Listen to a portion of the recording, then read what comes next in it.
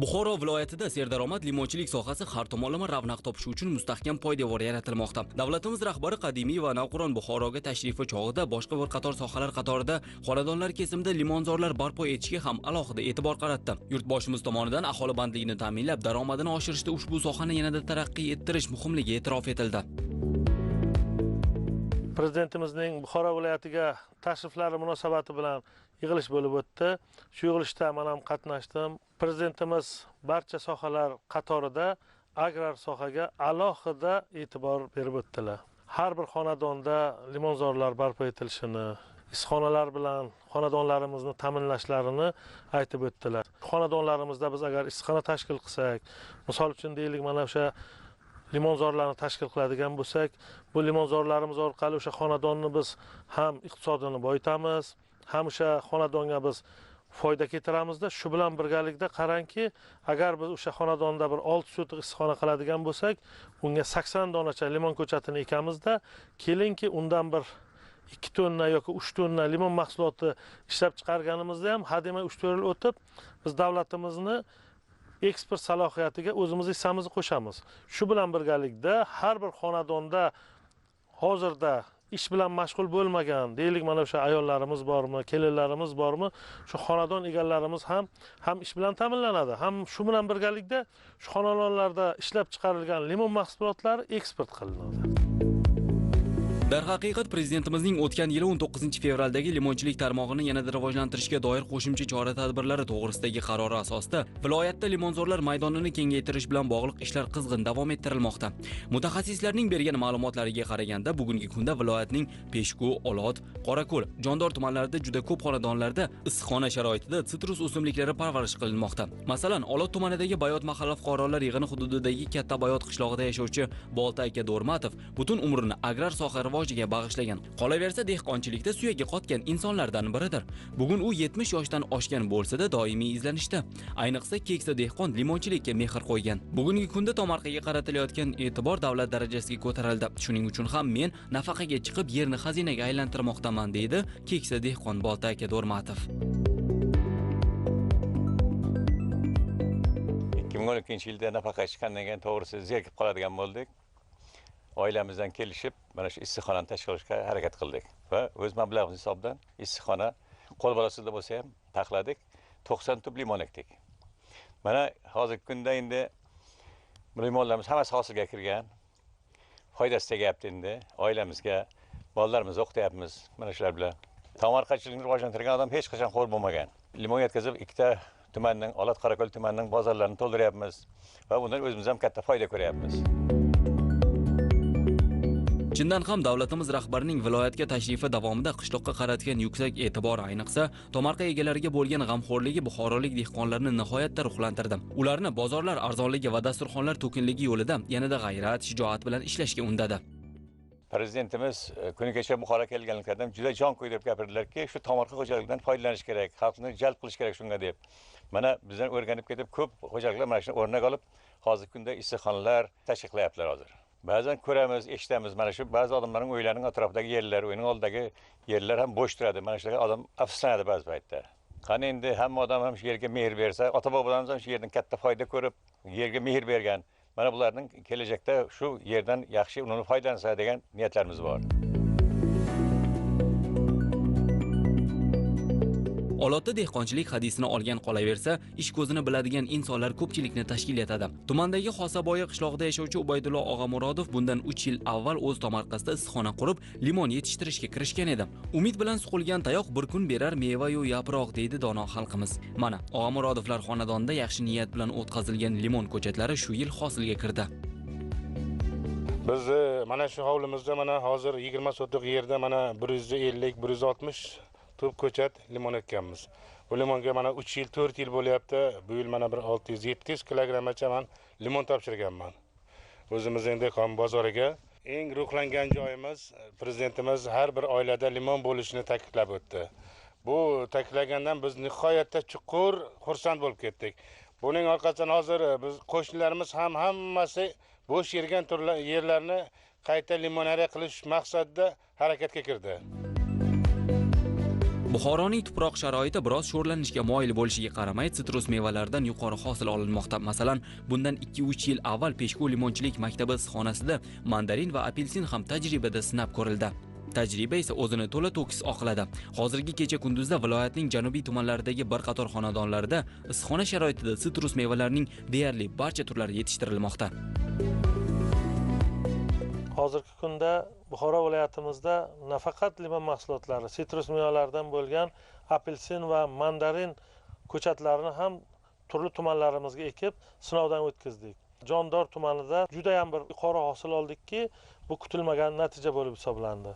Shu bilan birgalikda apelsin mahsulotini sovuqqa chidamliligini, uning o'zini sovuqdan himoya qilishligini va uning o'sha har tomonlama limonga nisbatan hatto bozorda ham o'rni borligini, narxi qimmatligini o'zi isbotlab berdi. Chunki biz limon mahsulotini bilamiz, +2 gradusdan -2 gradusgacha bunga o'rtacha temperatura bo'lib hisoblanadi, sovuq temperatura.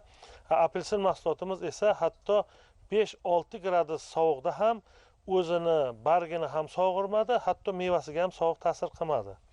Shu bilan birgalikda bu mahsulotlarimiz bozorda bozorgirligini, hatto limondan 2 barobar qimmatligi bilan o'sha dehqonimizga juda ham katta daromad keltirdi. Yaqinda mana yana bir tanishimizga, shogirdimizga mandarin ko'chatlarini berdik.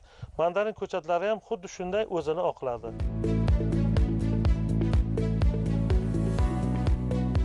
Yerga mehr berib ishlagan kishidan ona zamin hech qachon o'z saxovatini ayamagan. Jondor tumanidagi Darveshi qishlog'ida istiqomat qiluvchi Sadriddin Sayfiyevning tajribalari bunga yorqin misol bo'la oladi.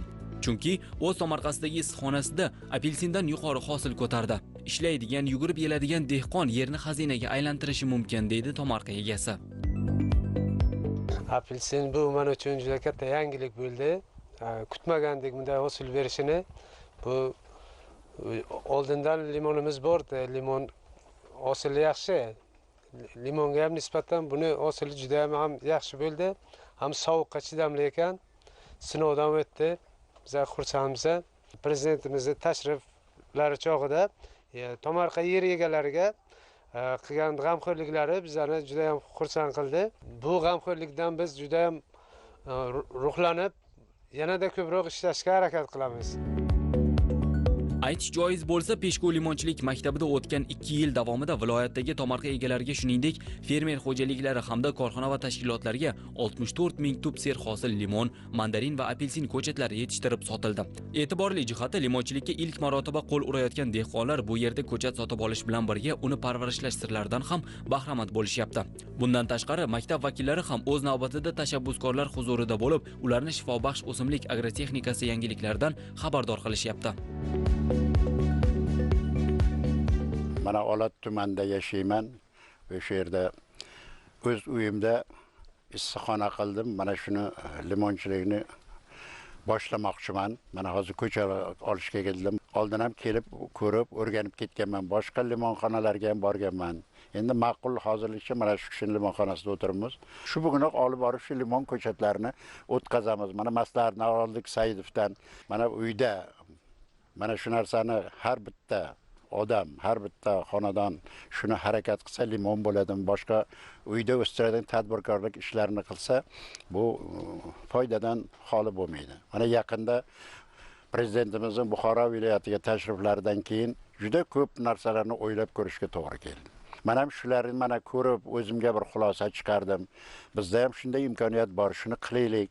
Albatta Olat tumanida bu narsani yo'q deb bo'lmaydi, bor. Lekin bu darajada mana Peshku tumanidagi, Romitan tumanidagi rivojlangan, taraqqiy qilgan emas. Buni tan olish kerak. Hayotda intilish kerak, yashash uchun kurashish kerak. Har bir xonadonda agar limon bo'ladimi, apelsin bo'ladimi yoki boshqa pomidor bo'ladimi, mana shu teplitsalar qilib o'stirilsa, avvalo o'zini xonadonini ta'minlaydi. Undan keyin qolaversa ortiqchasini sotadi, foydalanadi.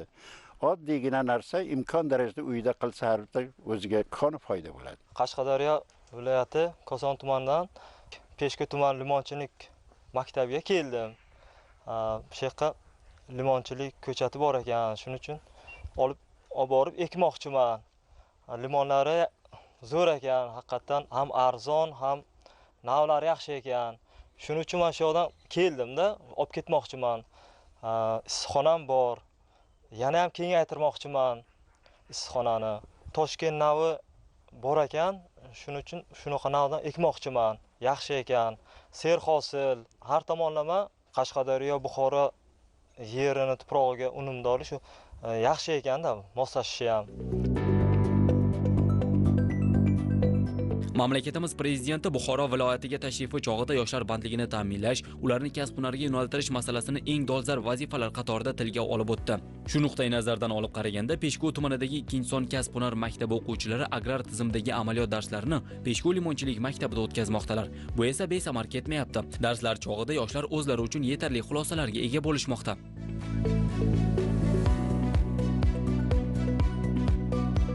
Prezidentimizni Buxoro viloyatiga tashriflari chog'ida mana shu barcha sohalar singari professional ta'limi sohalari xodimlarini oldida ham juda katta mas'uliyat yukladilar. Shulardan biri mana shu limonchilikni rivojlantirish bo'yicha alohida to'xtalib o'tdilar.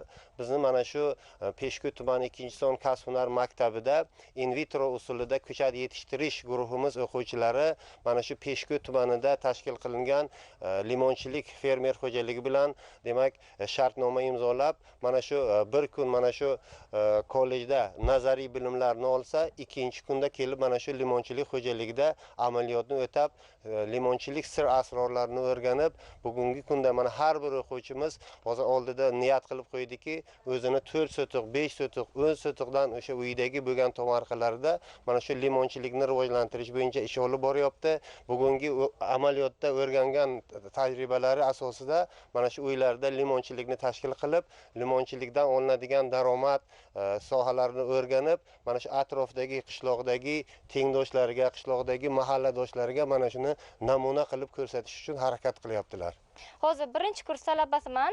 O'sha maktabda biz har daf'a o'sha oktyabr oyida biz juma shanba kunlari tashqi amaliyot bo'ladi. O'sha amaliyotda biz doim mana shu juda ham ko'p parniklarga boramiz.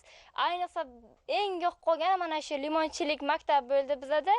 Chunki bu limon qanday aytsam, taraflab bo'lmaydi, juda ham ajoyib parnik bu yer. Keyin limonni qancha yetishtirish, qancha qiyinligi, uni orqasida qancha mashaqqat turganini bildik. Keyinchalik o'qishni tamomlagandan keyin men ham o'zimning uyimda, ya'ni ki hovlimda mana shunaqa kichkina bo'lsa birinchi boshlang'ich limonchilikni yo'lga qo'ymoqchiman. Nafaqat limonchilik, balkim gulchilik, yana chet eldan kelgan ayrim daraxtlarni ham yetishtirish niyatimiz bor. Xullas, Buxoroda limonchilikni oyoqqa qo'yish uchun hali oldinda qilinishi zarur bo'lgan ishlar juda ko'p. Buning uchun butun kuch va imkoniyatlarni safarbar etish g'oyat muhimdir. O'shandagina qishloqda bandlik muammolari bir qadar bartaraf etilib, oilalar daromadi oshadi. Shuningdek, aholining shifobaxsh limonga bo'lgan talabini qondirish barobarida eksportga mahsulot chiqarish mumkin. Peshku limonchilik maktabida esa soha istiqboli yo'lida nazariya va amaliyot bir-biriga uyg'un ravishda olib borilayotganligi bilan yanada ahamiyatlidir.